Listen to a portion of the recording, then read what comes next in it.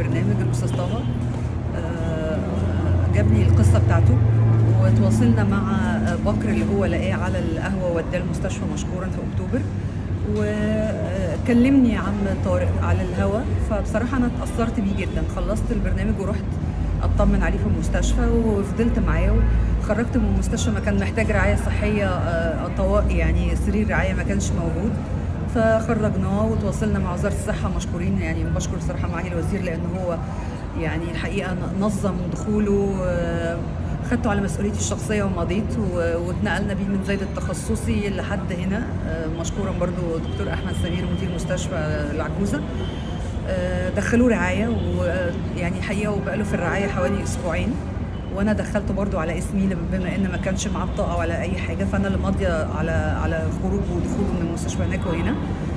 فوجئت ببكر بيكلمني الصبح بيقول لي ان هو في ذمه الله، فطبعا جيت علشان نعمل له تصريح الدفن، وده طبعا اللي معطلنا لحد دلوقتي. احنا تواصلنا مع اسم العجوزه والمباحث علشان احنا معناش اي اثبات شخصيه ليه، وانا برضو مدخلاه على مسؤوليتي. والحمد لله جبنا له مغسل وجبنا له العربيه اللي هتنقله ان شاء الله الى المقابر، وبكر وفر له مكان في المقابر. حاولنا نتواصل مع اخته لما عرفت في الاول، يعني قفلت السكه وقالت انا ماليش علاقه بيه، انا قطع علاقتي بيه. وبعد كده كلمناها تاني وقلنا لها ان هو توفى، فقالت طيب انا جايه. الكلام ده بقاله شويه كتير اهو، يا رب اتمنى فعلا حد يجي يعني هي اخته انكرت وجوده او انكرت ان هي الاول قالت انا ماليش علاقه وماليش علاقه بيه وماليش دعوه بيه. لما قلنا لها هو في مستشفى العجوزه، لو كانت عارفه ان هو عيان، قالت انا ماليش دعوه بيه وماليش علاقه بيه وقطعت علاقتي بيه. لما قلنا ان هو توفى قالت انها جايه. افهم من كلام حضرتك يا استاذ رفاء ان حضرتك وفرت له مكان في المدافن هنا في القاهره.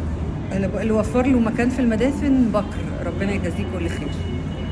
طيب حضرتك تقول ايه لكل الابناء قصاد اولادهم قصاد هذه الواقعه اللي احنا فيها؟ ما حدش ضامن عمره، ما حدش ضامن ايه اللي هيحصل له مهما كان عنده صحه او حتى لو غني او لا احد يامن مكر الله سبحانه وتعالى، وتلك الايام نداولها بين الناس. ربنا ما بيفوتش، ربنا بيحاسب على كل صغيره وكبيره، خير شر.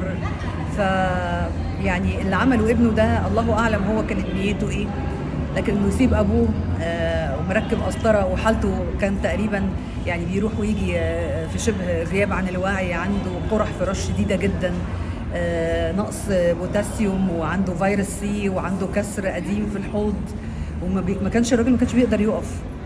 فيعني لما ربنا يحنن قلوب ناس غريبه زي بكر والشباب اللي معاه وزي واحنا عمرنا ما شفناه، ويبقى قلب ابنه قاسي عليه بهذا الشكل، وقلب اخواته قاسيين عليه بهذا الشكل مهما كانت المشاكل. اما حد يبقى عيان ولا حول له ولا قوه. الراجل كان طيب جدا، انا الكام يوم اللي شفته والله ما طلب مني حاجه، كنت بترجاه نفسك في ايه؟ طيب اجيب لك ايه اكل، اجيب لك ايه؟ ولا كان طالب اي حاجه. الحاجه الوحيده طلبها مني مره واحده، قال لي عايز علبه عصير جهينه، وحتى ما كملهاش، يعني فضلت واقفه معاه. يعني ربنا يرحمه ويغفر له، مش عايزه اقول بقى يجازي اهله، يعني لان يعني لهم من الله ما يستحقوا.